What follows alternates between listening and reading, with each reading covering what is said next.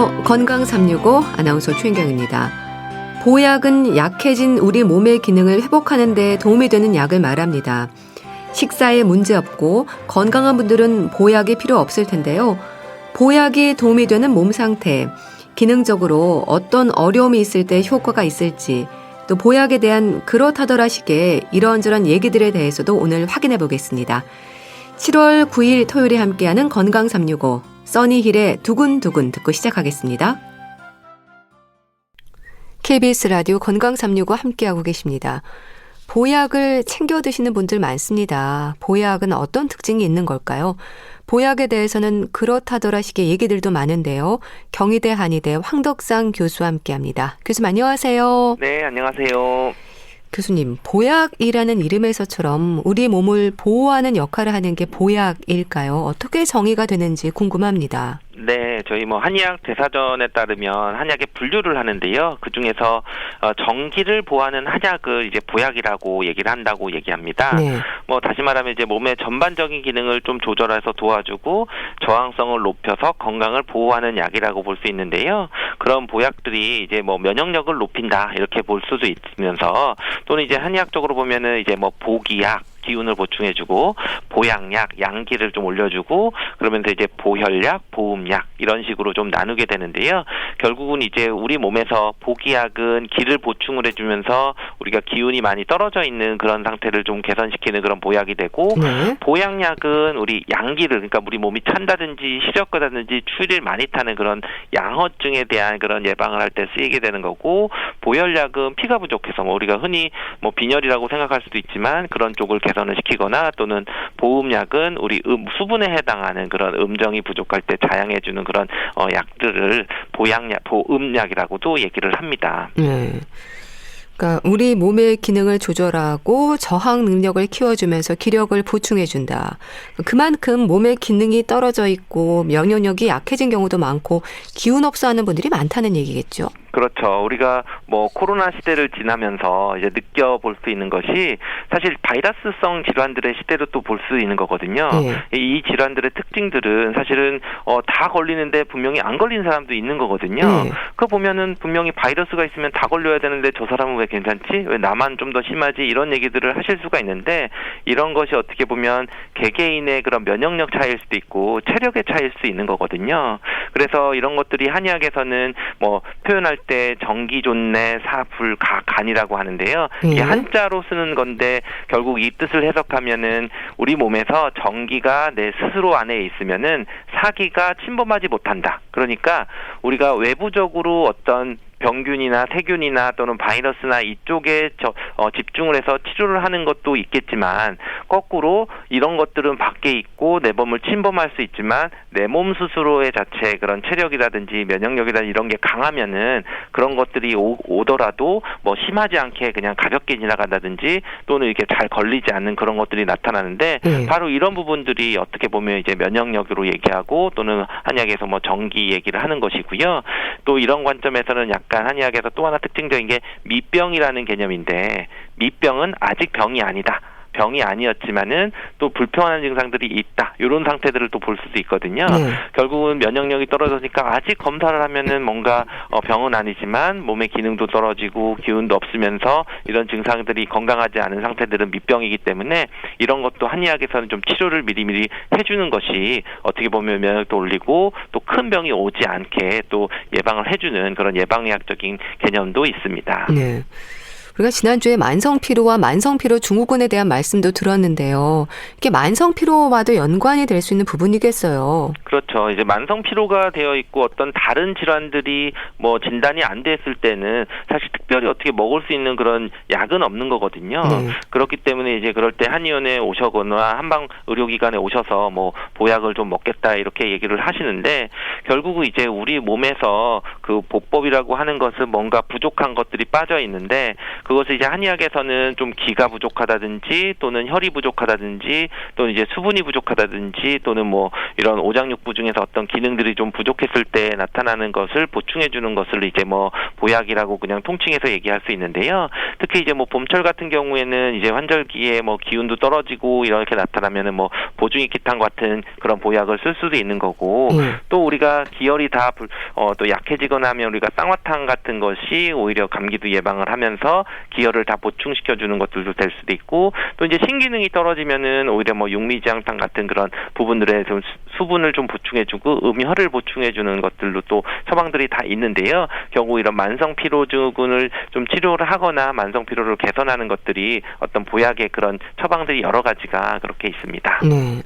그 보약에 대한 설명에서 우리 몸의 균형을 유지하고 건강을 증진시키는 역할을 한다고 하셨잖아요. 네. 그렇다면 무조건 보충해 주는 것뿐 아니라 넘치는 부분은 좀 낮춰주는 역할도 하는 걸까요? 그렇죠. 우리가 기본적으로 보호할 때 몸이 좀 약하거나 하고 좀 힘들거나 하고 또는 허증이라고 하는 것들이 있지만 그와 다르게 담음이라 그래서 노폐물이 쌓이고 순환이 안 되는 증상들이 분명히 있거든요. 그런 경우들은 담음의 증상들로 해서 몸이 무겁고 피곤하고 뭐 어지럽고 또는 뭐 관절도 이렇게 돌아다니면서 아픈 증상들이 나타날 때에는 오히려 그것 때문에 피로감이 더 심해지고 오더라도 이걸 단순히 막 보충을 시켜주는 것이 아니라 이 담음을 좀 이렇게 사해준다고 깎아준다고 하는 표현을 쓰는데 그런 거담시켜주는 약들을 쓰면 오히려 뭐 보약처럼 비싸지 않은 그런 약들 그리고 또 소화가 잘 되는 소화지제 같은 그런 약재들이 많이 들어갔을 때는 오히려 훨씬 더 보약보다 더 증상들을 개선시키고 또는 체력들이 올라오는 그런 것들을 볼 수 있거든요. 그래서 이제 한의학에서는 항상 그 균형도를 맞추는 거, 기혈이 좀 높은 거는 좀 깎아주고 낮은 거는 좀 이제 보충을 해주는 그런 치료 방법을 통해서 보호하는 약을 사용하고 있습니다. 그럼 균형을 생각할 때 상대적으로 넘치는 부분이라면 주로 어떤 경우를 말하는 걸까요? 우리가 변증을 하는 이제 맥을 보거나 그랬을 때 우리가 맥이 좀 약하거나 또는 그럴 수 있지만 맥이 너무 뛰거나 뭐 긴장돼 있거나 그럴 수도 있거든요. 우리가 뭐 흔히 식곤증이라고 예를 들어서 생각할 때는 밥 먹고 나면 이제 졸리고 노곤하다 이렇게 생각을 하는 건데 이럴 때 오히려 비위 기능이 허약해서 생긴다라고도 볼 수 있지만 식체의 증상 우리가 뭐 체했다 먹는 게 체했다고도 볼 수 있는 거거든요. 결국은 이럴 때는 오히려 균형들을 보면은 비위를 무조건 체했는데 먹고 속이 아프고 속 쓰리고 하는 그런 체기가 있는데도 무조건 비위를 보충해주는 약을 쓰는 게 아니라 오히려 그럴 땐 소화가 잘 되고 소도지제라고 하는 약들 소화제를 많이 써서 오히려 그런 균형을 맞춰줄 수도 있는 거고요. 그리고 이제 우리가 폐 기능을 봐도 폐가 항상 촉촉해지고 뭐 가래가 많이 나온다고 해서 거담만 시켜주고 너무 건조해주는 것이 아니라 그런 폐 기능들을 좀 촉촉해지고 윤기를 시켜주게 하는 그런 약들 뭐 보폐시켜주고 할 때도 자음시켜주는 약들을 같이 쓸 수도 있는 거거든요. 결국 우리가 오장육부를 볼 때는 이게 더 기능들이 항진되어 있느냐 또는 부족해 있느냐 이런 균형들을 맞춰서 그런 약제 처방을 하는 것이 다 구별이 될 수가 있습니다. 네. 근데 보약은 그러니까 몸에 좋은 거니까 누가 먹어도 괜찮다는 생각을 하는 분들도 많고요. 그래서 가족끼리 나눠 드시기도 하는데 그러면 안 되겠어요. 그렇죠. 지금 이제 말씀드린 게 제가 이제 보약의 종류들을 한 가지 우리가 흔히들 제가 보약 줬어요 이렇게 얘기를 하시지만 사실은 그게 정확히 진단을 받으시면 이게 오장육부 중에서 어느 쪽으로 가는지 또는 오히려 넘치는 게 있어서 좀 깎아야 줘야 되는 그런 약들이 들어가는 경우들도 있거든요. 오히려 나는 몸이 좀 뜨거운데 오히려 속에서 속열이 좀 있어서 시원한 약들이 같이 들어가야 되는 거 있어서 약 처방이 굉장히 좀 복잡한 그런 구성이 됩니다. 그렇기 때문에 정확히 진단을 받으신 분이 드시는 게 좋고요. 그리고 사실 뭐 가족들이니까 체질이 같으니까 같이 먹어도 되는 거 아니에요라고 하시는 분들도 많이 있거든요. 뭐 우리 그 엄마랑 같이 온 그런 따님이 있었는데 따님이 먹다가 이제 다른 엄마에게 뭐 같이 먹어드냐 이런 걸 물어보는데 또 이제 나이 차이가 있는 거잖아요. 그렇죠. 또 우리가 또 젊은 사람이 먹거나 또는 임신 전이냐 또는 이제 출산 후에 먹는 약이 또 갱년기에 해당하는 여성들이 먹는 것과 다 처방들이 조금씩은 다를 수가 있거든요. 그래서 이제 한약들은 어떻게 보면은 맞춤 한약이라는 개념을 가지시고 맞춘 거기 때문에 우리가 맞춤 정장은 딴 사람이 맞추면 아무래도 조금씩은 차이가 날 수밖에 없기 때문에 그런 기성복과의 차이가 있는 그런 한약의 개념은 맞춤 한약이고 뭐 본인이 정확히 진단을 받고 약을 드시는 것이 좋습니다. 그럼 보약이 필요한 분들에게 처방을 하실 텐데요. 주로 어떤 부분들을 확인하세요? 네, 우리가 여러 가지 지금 보약을 말했을 때 보허, 보기, 보양, 보음 이런 얘기를 했는데요. 보통 우리가 혈어 증상이라고 하는 증상들이 나타날 때에는 피가 부족한 거죠. 그리고 혈액순환도 잘 안 되기 때문에 이럴 때는 이제 특히 여성들이 좀 많이 나타나고 또 항상 생리 후에 뭔가 증상들이 좀 많이 나타났을 때 이럴 때는 뭐 어지럽기도 하고 또는 뭐 기력도 좀 떨어지고 또 귀에서 뭐 소리도 날 수 있는 그런 상태가 이제 혈어 증상이라도 하기 때문에 그런 걸 이제 보혈해주는 약을 쓸 수 있고요. 보통 이제 기허증이라고 하는 거 정말 기운이 부족하니까 어떻게 보면 항상 뭐 무기력해 보이고 피곤함도 느끼고 그러면서 목소리도 좀 작으면서 말수도 좀 죽고 좀 매사 의욕도 없을 때에는 기운이 좀 부족한 거니까 또 보기시켜주는 약을 쓰는 거고요. 그러면서 이제 음허해준다고 하면 항상 피부도 건조하고 뭐 머리도 잘 빠지고 우리 관절이나 이런 데서 뚝뚝 소리 나는 분들이 있거든요. 그럴 때 이제 내 몸에서 좀 음혈이 좀 부족하구나. 그래서 그럴 때는 또 자음시키거나 보음시켜주는 것들이 있고 뭐 그 갱년기 증후군 여성들이 보통 이런 또 음허한 증상들을 많이 볼 수 있고요. 또 이렇게 점점 나이가 드시면서 우리가 또 추위를 많이 타거나 양기가 부족하다. 옛날에는 뭐 내복 없이도 겨울을 잘 지냈는데 이제는 뭐 한여름에도 좀 뭐 따뜻하게 뭐 긴팔 입어야 된다고 하면은 오히려 이제 양기가 좀 부족해지는 그런 양어고 또는 뭐 성욕이 떨어지고 체력이 떨어지고 허리가 또 시리고 아프다. 또 무릎도 시리다. 이런 뭐 찬바람이 든다. 이렇게 표현하시는 분들은 양어 증상이기 때문에 뭐 보양하는 그런 약들을 처방을 하고 치료를 하고 있습니다. 네. 그럼 여기서 체질도 고려가 되는 거겠죠? 그렇죠. 이런 체질들을 볼 때는 우리가 뭐 소양인, 소음인, 태음인, 태양인 이렇게 나누는데 그 체질들을 나눌 때는 그 특성들이 있는 거죠. 그래서 소양인들은 아무래도 음에 해당하는 수분에 해당하는 게 잘 부족해질 수 있는 그런 사람들이기 때문에 만약에 소양인에게 보약을 쓴다고 하면 이 사람이 감기가 걸려서 당장은 뭐 추위를 많이 타고 기력이 떨어지고 하더라도 오히려 너무 뜨거운 약만 쓰는 것보다는 자음시켜주는 수분을 보충해주는 약이 같이 들어가야 되는 거고요. 그리고 이제 소음인 같은 분들은 오히려 뭐 보해주고 또는 뭐 빈혈이 있고 어지러워서 또는 보혈시켜주는 약을 쓰더라도 기본적으로 돌려주는 비위 기능이 약하기 때문에 소화 흡수가 잘 되는 그런 비위를 해주는 약이 같이 들어가야지 흡수가 더 잘 되고 좀 체력적인 부분이 될 수가 있거든요. 그렇기 때문에 이런 것들을 뭐 사상 체질뿐만 아니라 여러 가지 다른 뭐 형상 체질이라고 하는 것들도 있는 것처럼 이런 체질도 고려를 하고 그런 우리가 진단 변증 과정에서는 맥도 보고 증상도 보고 또는 뭐 외모도 보고 여러 가지 것들을 같이 고려를 해서 처방을 하게 됩니다. 네. 흔히 인삼이 받는다, 안 받는다는 얘기들도 하거든요. 실제로 그런가요? 그렇죠. 이건 이제 물론 그 인삼을 뭐 건강기능식품으로 뭐 굉장히 건강기능식품이라고 하는 것은 약은 아니거든요. 어떻게 보면 농도를 좀 약하게 해서 좀 꾸준히 먹을 때니까 그럴 때는 뭐 부작용이 없을 수도 있는데 약으로 쓸 때는 인삼의 용량도 좀 높고 좀 한 번에 쓸 때 이제 복용하는 그런 용량들이 좀 높아서 약효가 좀 강한 거로 볼 수 있거든요. 그래서 이제 인삼이 기본적으로 대표적인 보기시켜주는 약의 한약인데 이 한약의 특징을 이제 대보원기한다고 해서 우리 몸의 기운들을 아주 크게 보충을 시켜주는 게 효과가 좋은 게 이제 인삼입니다.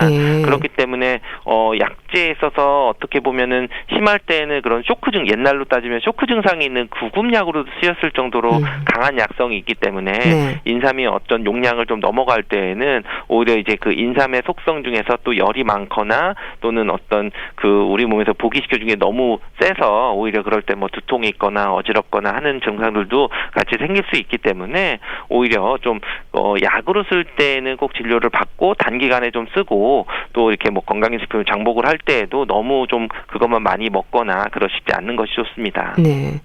어떤 약제가 뭐 받는다 안 받는다 이런 표현들 하는데 그럼 안 받는다는 게 효과가 적다는 건가요? 이상 반응을 보일 수 있다는 건가요? 그렇죠. 안 받는다고 표현하는 분들은 주로 이제 가장 먼저 생각할 수 있는 게 약을 먹었을 때 뭔가 불편한 거거든요.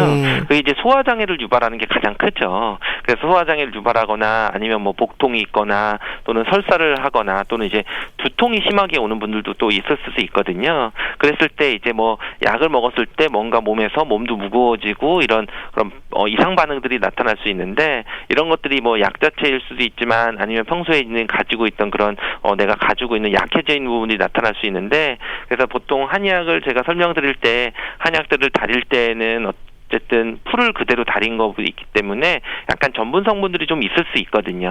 그런 것들이 이제 평소에 소화력이 약하신 분들이 또 이제 그런 거를 뭐 식사 다 하고 또 이제 추가적으로 또 그런 거를 또 섭취를 하게 되면서 흡수가 잘 안 되거나 했을 때에는 이렇게 좀 이상 반응처럼 나 약 먹었더니 몸도 무겁고 뭔가 좀 소화도 좀 안 되고 더부룩하고 좀 잘 안 받는다 이렇게 표현을 하실 수가 있는 거고요.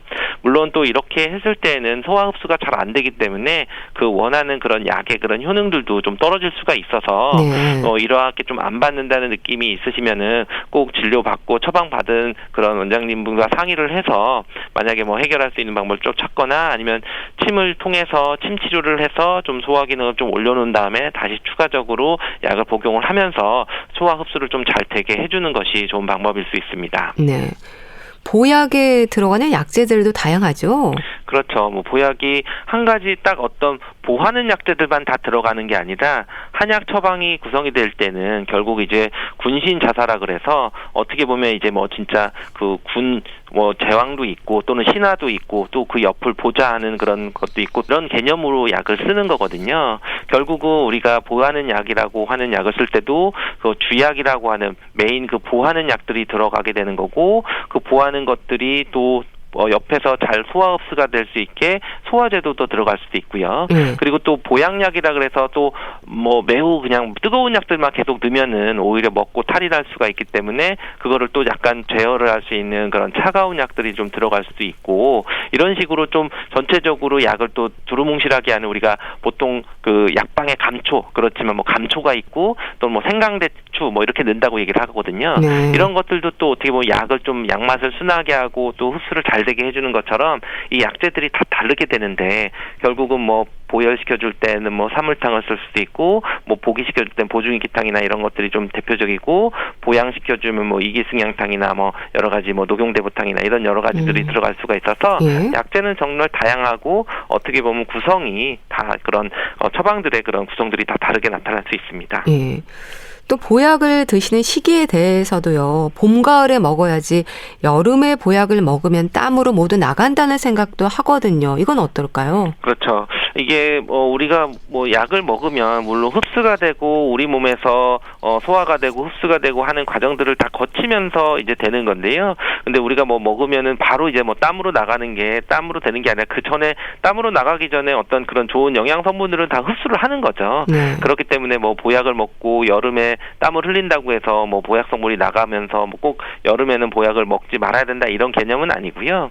그렇지만 우리가 볼 때 약에 있어서의 그런 아까 보양약도 있고 보음약도 있듯이 여름철에 쓰는 보약들이 있고 또는 이제 겨울이나 이런 또 환절기에 쓰는 보약들이 좀 차이가 있는 거죠. 그래서 아무래도 이제 여름철에는 우리 몸에서 이제 몸도 열도 많고 수분은 좀 많이 빠져나가는 그런 상태이기 때문에 여름철에는 기운도 좀 보충해야 되고 그런 빠져나가는 그런 수분이나 이런 거를 잘 보충해야 되기 때문에 여름철 보약들이 또 쓰는 게 있죠. 그게 대표적으로 우리가 생맥산이라고 하는 그런 약들이 있는데 생맥산이 보통 인삼, 맥문동, 오미자 이렇게 세 가지로 들어가 있는데 이게 우리 여름철 보약 또는 여름철에 우리가 음료수처럼 먹어도 될 정도로 좀 체력을 좀 보충시켜주는 것들이라고 얘기를 하거든요.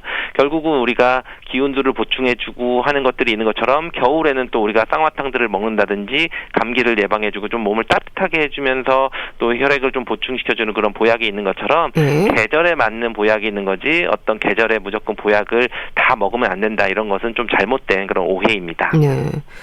또 보약을 포함해서 한약을 먹는 동안에는 돼지고기, 닭고기, 밀가루, 녹두도 피해야 한다는 말을 많이 하는데 이건 맞는 얘기인가요?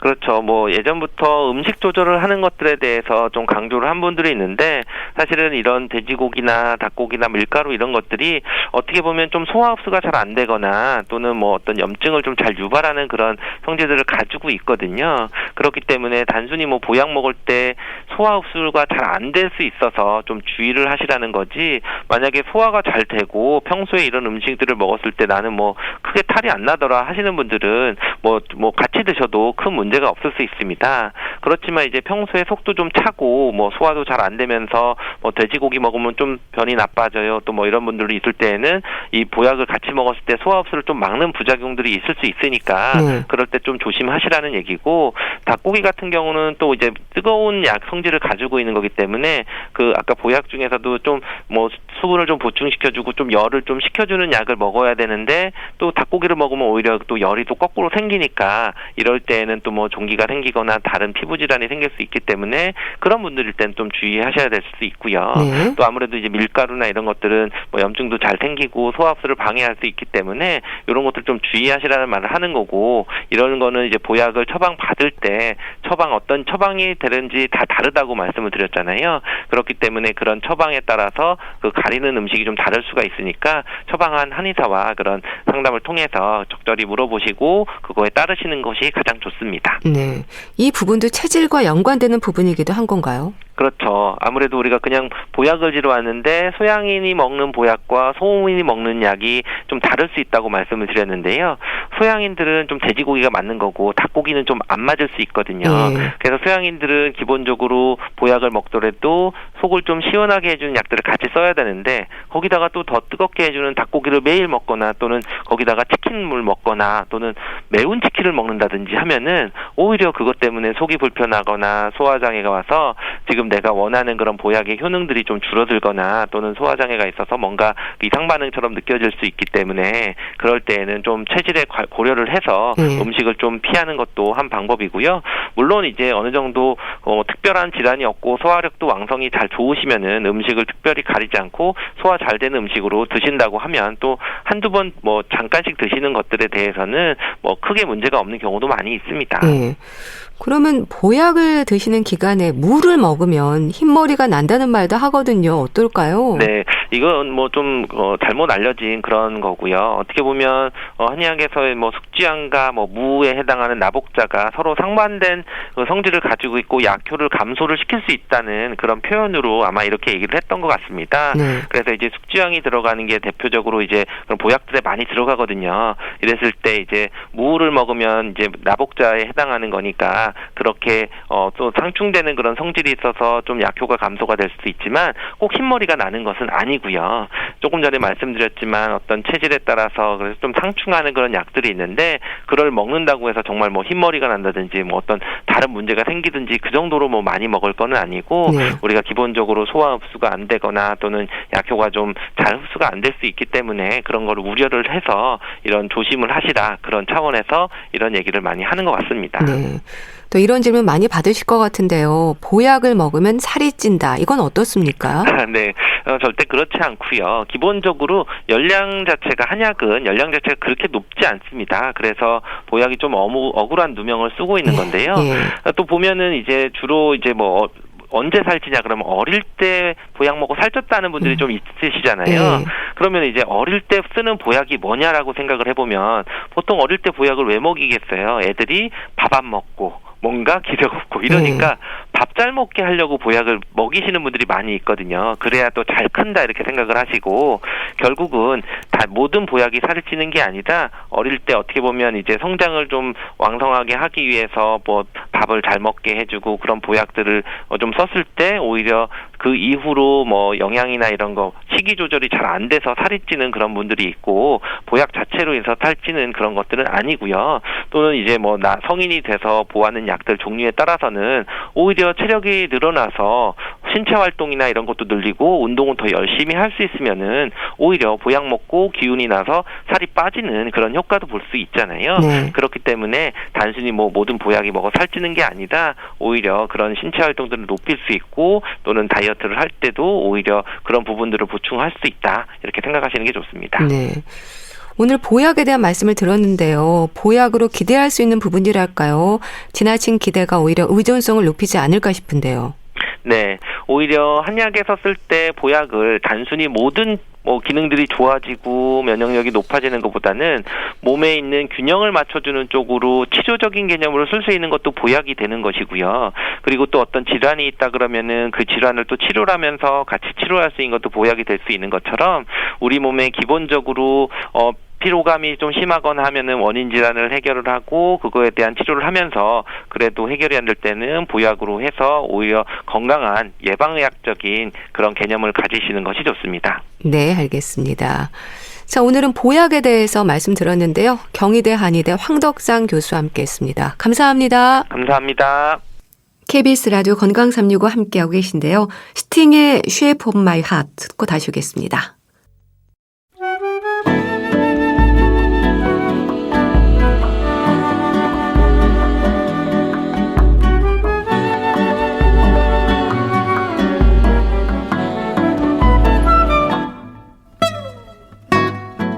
건강한 하루의 시작.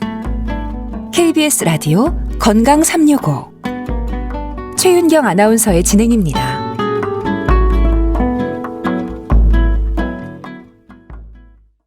주말의 건강책 정보 북컬럼니스트 홍순철 씨와 함께합니다. 안녕하세요. 안녕하세요. 오늘 소개해 주실 책 제목을 보니까 노인에 대한 기준을 생각하게 되네요. 요즘 60대를 노인이라고 하면 서운해하시잖아요. 큰일 나죠.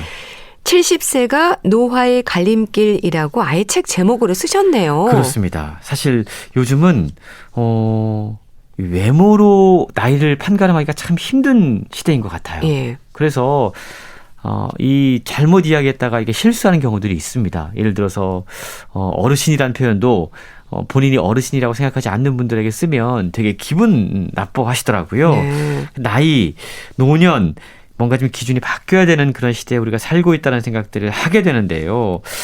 건강 수명이라는 표현 혹시 들어보셨어요? 예. 우리가 뭐 평균 수명 네. 이야기를 하는데 여기에서 질병으로 인해서 몸이 아픈 동안을 제외한 기간, 단순히 얼마나 오래 사느냐보다 실제로 건강한 기간이 어느 정도인지를 나타내는 게 바로 건강 수명이라고 그럽니다. 네. 사실 우리나라는 여전히 뭐 기대 수명, 평균 수명 이야기하고 있지만 선진국에서는 이 평균 수명보다 건강 수명을 훨씬 더 중요하게 이야기를 하고 있는데요. 2019년 기준으로 한국인의 건강 수명이 73.1세였다고 그럽니다. 예. 남성과 여성이 구분이 되는데 남성의 건강 수명이 71.3세, 여성은 74.7세. 그래서 여성들이 건강 수명이 남성보다 3.4년 긴 것으로 확인이 됐습니다. 네. 이게 다른 나라와 비교를 해보면 2019년 기준으로 OECD 37개 나라의 평균 건강 수명이 70.3세예요. 그러면 한국은 OECD 평균보다는 사실은 높은 거거든요. 그렇네요. 근데 이게 평균치라는 함정이 있습니다. 특히 노년 세대는 이게 극적으로 달라지기 때문에 이 평균이라는 함정에 빠지면 안 되는데요. 예를 들자면 주변을 보더라도 80세가 넘은 어르신이라도 정정하게 현역처럼 경영을 한다던가 아니면 학문을 연구하다던가 아니면 운동, 예를 들어 마라톤을 완주하는 분들이 있습니다. 반면 60대인데 간병을 받거나 요양 상태에 빠져 있는 분들이 있다라는 겁니다. 네. 일반적으로 나이가 70이 돼도 아직 머리와 몸이 건강하다라고 자신하는 분들이 대다수일 텐데요. 하지만 중요한 것은 바로 이때부터 어떻게 사느냐에 따라서 몸과 머리, 여러 가지 신체 건강들이 좌우될 수밖에 없다라고 책은 이야기를 하고 있습니다. 예. 인생 100세 시대란 말이 나온 지 꽤 오래됐지만 중요한 건 일상생활에 불편함이 없이 건강한 삶을 누릴 수 있는 건강 수명이라는 거고요. 책에 그 건강 수명을 오래 유지할 수 있는 방법이 소개가 되고 있는 겁니다. 네. 그렇죠. 평균 수명과 건강 수명은 다르죠. 건강하게 오래 살고 싶은 소망을 갖게 되는데 근데 70세가 노화의 갈림길이라는 건 어떤 의미일까요? 결국 70세 때부터 어떻게 관리하느냐에 따라서 힘겨운 노년 생활을 보내느냐 아니면 건강한 노년 생활을 보내느냐가 결정될 수 있다는 겁니다. 사실 그 이전에도 중요하지만 70세 그러니까 노화 초기에 접어든 그때부터 어떻게 관리하느냐에 따라서 그 이후의 삶이 달라질 수 있다는 건데요. 이 책은 노년 정신의학의 제1인자이자 신경의학과 전문의인 일본 와다 히데키란 분이 쓴 책인데요. 네. 이분이 되게 독특한 이력이 있는데 영화 감독을 또 하고 있습니다. 예. 그래서 이분이 감독한 영화들이 일본 내에서 제법 사랑을 많이 받고 있는데요. 저자는 오랜 기간 동안 고령자 의료 분야에 종사를 했습니다. 그러면서 깨달은 몇 가지 중요한 바가 있다라고 이야기를 하고 있는데 네. 마음이 젊고 여러 가지 일을 계속해서 하고 있는 사람들은 오랫동안 젊음을 유지할 수 있다라는 점이에요.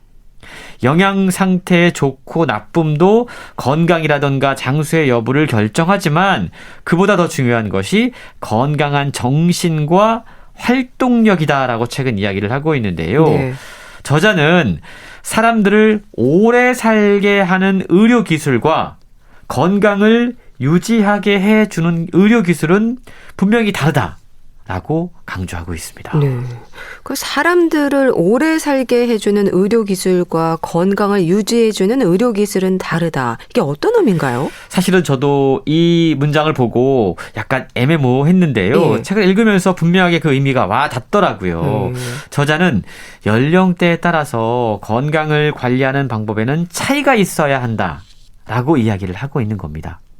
100세 시대라는 말에 걸맞게 70세 이후에도 기나긴 세월 동안 노년의 기간을 건강하게 보내기 위해서는 뇌의 기능을 건강하게 유지하는 것이 아주 중요합니다. 네. 아울러 70대 때 가지고 있는 운동 기능을 얼마나 오래 가져가야 되는지 이 여부도 중요해지는데 관건이 바로 70대 초반의 생활 방식이라는 거죠.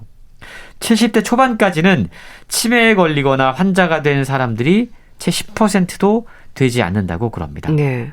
다치거나 큰 병을 앓거나 하지 않으면 중장년 시절처럼 70대 이후에도 활기찬 생활을 영위할 수 있습니다. 그런데 70대가 되더라도 신체적 기능은 비교적 건강할지 모르지만 전두엽, 우리 뇌의 노화가 이미 40대부터 자연스럽게 진행되고 있다는 사실을 기억해야 된다는 거죠. 네. 나이가 들수록 의욕이 저하되는 것은 자연스러운 일입니다. 이 의욕이라고 하는 건 원래 70대가 되면 젊은 시절보다 떨어지는 것이 보통인데요. 집에 틀어박혀서 활발하지 않은 생활에 젖어들기 쉬운 연령대가 바로 이 연령대이기 때문에 의식적으로 퇴직 이후에 건강한 활동 이런 것들을 무엇을 할 것인지 결정하는 것이 중요하다라고 저자는 설명을 하고 있는 겁니다. 네. 그러니까 어쩌면 나이에 따른 변화를 인정하고 나이에 맞는 활발한 활동을 계획하고 실천하는 게 중요한지도 모르겠습니다. 노년에 접어들었다고 지나치게 건강 수치에만 신경 쓰는 것보다는 의식적으로라도 건강한 활동을 계속하라는 거잖아요. 그렇습니다. 사람들을 오래 살게 해주는 의료기술과 건강을 유지해주는 의료기술은 다르다.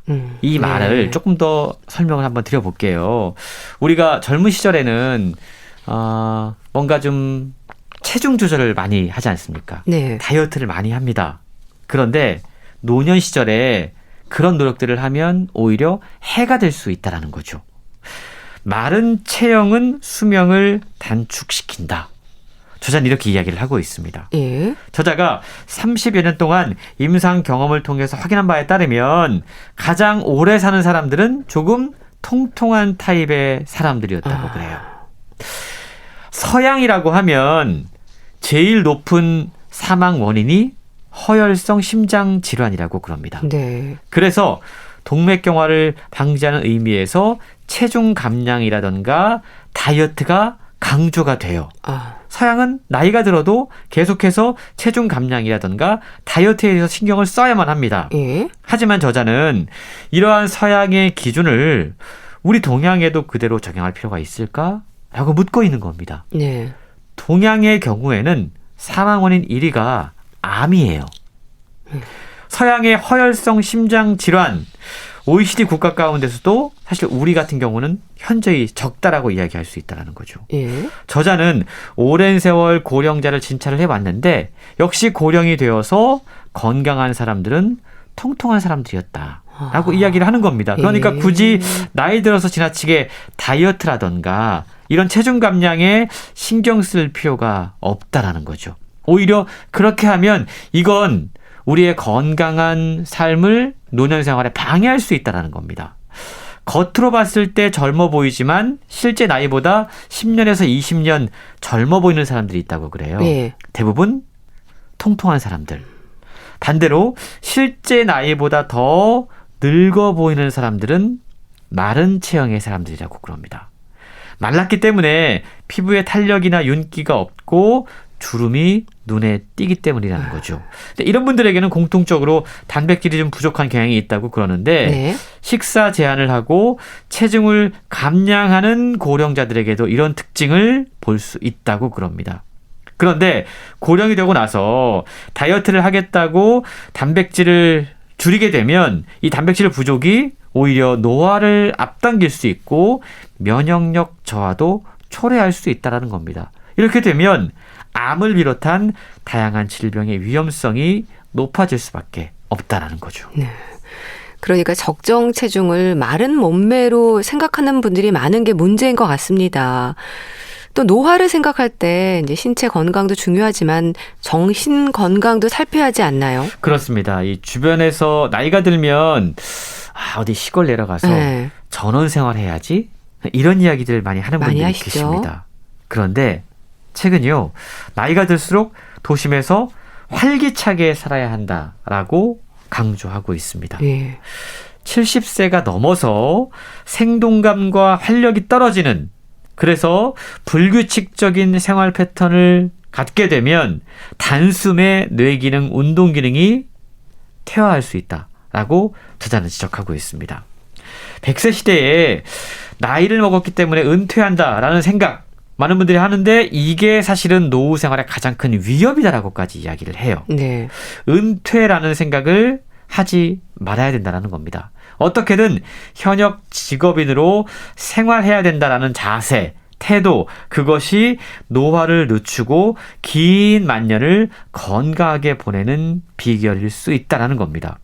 실제로 일본에서 조사한 자료에 따르면 남성들에게는 일에 종사하고 있는지 아닌지가 평균 수명에 상당한 영향을 미치고 있다고 그럽니다. 네. 그런데 그러면 어떤 직업, 돈을 버는 일 이걸 생각할 수가 있어요. 그런데 나이가 먹고 난 뒤에 하는 일은 젊었을 때 가졌던 일과는 조금 다른 일을 고민하셔야 됩니다. 네.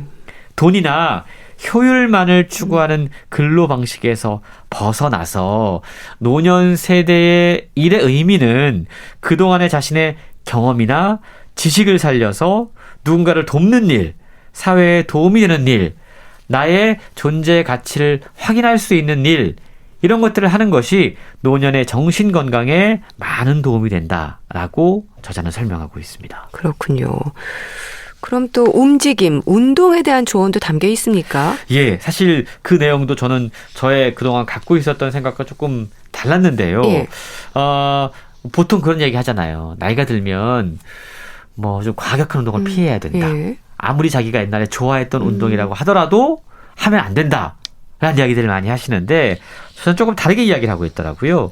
골프라든가 테니스, 젊었을 때부터 계속하고 있는 스포츠가 있다면 웬만하면 계속하는 것이 좋다라고 조언을 합니다. 예. 이제 나이 먹었으니까 그만해야지라고 생각하는 것 자체가 또 다른 정신적인 스트레스로 작용할 수 있다는 거죠. 젊을 때 그토록 즐겼던 운동을 그냥 포기해버리는 건 정말 즐거운 삶의 재미를 잃어버린 결과를 가져온다라고 이야기를 하고 있는데요. 네. 그리고 젊을 때 즐기던 걸 포기하고 70대 때 새로운 걸 배운다라는 생각을 하는 분들 계세요. 네. 근데 이거 역시 쉬운 일이 아닙니다. 그렇죠. 사실 이전부터 하고 있는 운동이라면 나이가 들어서도 연령대에 맞춰서 시간이라든가 강도를 줄여서 즐길 수가 있습니다. 그리고 우리 몸에 익은 운동은요, 조금씩 무리하지 않으면 우리 신체의 부하도 적게 걸려요. 네. 그런데 새로운 걸 배우려고 하면 안 쓰던 근육을 써야 되고 이게 오히려 노년의 건강에 악영향을 줄 수 있기 때문인데요. 저자는 노년의 건강 가운데 가장 중요한 것이 다리 힘을 유지하는 것이다 라고 이야기하고 있습니다. 네. 사람들이 어떻게 걷는가를 보면 그 사람의 건강 상태를 확인할 수 있다고 그러는데요. 특히 계단을 그 사람이 어떻게 걸어 올라가는지, 걸어 내려오는지를 보면 그 사람의 건강 상태를 확실하게 확인할 수 있다고 그럽니다. 네. 노년이 되었어도 계단을 성큼성큼 걸어 올라가거나 아니면 걸어 내려오는 사람들은 아직 다리가 튼튼하고 그런 사람들은 건강 상태가 좋다라고 이야기할 수 있다라는 거죠. 예. 그만큼 다리 힘을 유지하는 것이 상당히 중요한데요. 그걸 위해서 가까운 곳을 산책을 하거나 아니면 최근에는 뭐 물속에서 걷기 하는 분들 많이 계시잖아요. 이런 것도 몸에 부하를 주지 않고 다리 건강을 유지하는 좋은 방법이다라고 설명하고 있습니다. 네. 그런 건강한 몸을 위한 운동뿐 아니라 이제 정신 건강, 노년기에 접어들면서 가장 큰 고민이 치매입니다. 100세 시대에 치매가 증가하는 것도 어쩔 수 없는 부분인데요. 어떤 마음이 또 여기서 강조가 될까요? 치매에 대한 스트레스가 상당히 많으시죠. 예. 근데 최근요, 너무 당황하지 말고 당연한 것으로 받아들이는 자세가 필요하다라고 이야기를 해요. 사실 나이가 들면 우리 뇌가 쪼그라들게 됩니다. 누구나 다 치매 증상이 올 수가 있어요. 최근요, 알츠하이머성 치매 진단을 받지 않았다고 하더라도 누구나 다 건망증 정도의 증상을 느끼게 된다. 네. 근데 이게 일상생활에 그리 큰 영향을 주지 않는다라고 이야기합니다. 통계상으로 85세 이상은 40%, 90세 이상 고령자의 경우 60%가 치매에 해당한다고 그럽니다. 그리고 저자가 지금까지 많은 고령자들의 부검 결과를 좀 본 경험을 소개를 하고 있는데 네. 85세 이상 뇌에 알츠하이머성 치매로 변하지 않은 사람은 한 명도 없었다라고 이야기합니다. 네. 그러니까 증상이 나타나지 않았을 뿐이지 병리학적인 측면에서 보면 고령자의 뇌는 어느 정도 다 알츠하이머성 변성이 나타났다는 거죠. 그래서 저자는 이제부터라도 치매를 병으로 생각하지 말자. 그냥 노화 현상 가운데 하나로 인식해야 된다라고 조언하고 있는데요. 네. 나이가 들면 머리카락이 빠져요. 주름이 늘어납니다. 예. 마찬가지로 누구나 나이가 들면 치매에 걸릴 수 있다라고 생각하는 것이 오히려 치매로 인한 정신적인 스트레스에서 벗어날 수 있다라는 겁니다. 다만 증상이 발현되는 속도가 빠른지 느린지 이걸 우리가 조절할 수 있기 때문에 네. 그러한 노력들은 기울여야 된다라고 저자는 강조하고 있습니다. 네. 70세가 노화의 갈림길, 의식적으로 퇴직 후의 활동을 미리 결정하는 게 중요하다는 말도 또 기억하면 좋겠네요. 북컬럼니스트 홍순철 씨와 함께 했는데요. 감사합니다. 고맙습니다. 토이의 인생은 아름다워 보내드리면서 인사드릴게요. 건강365 아나운서 최인경이었습니다. 고맙습니다.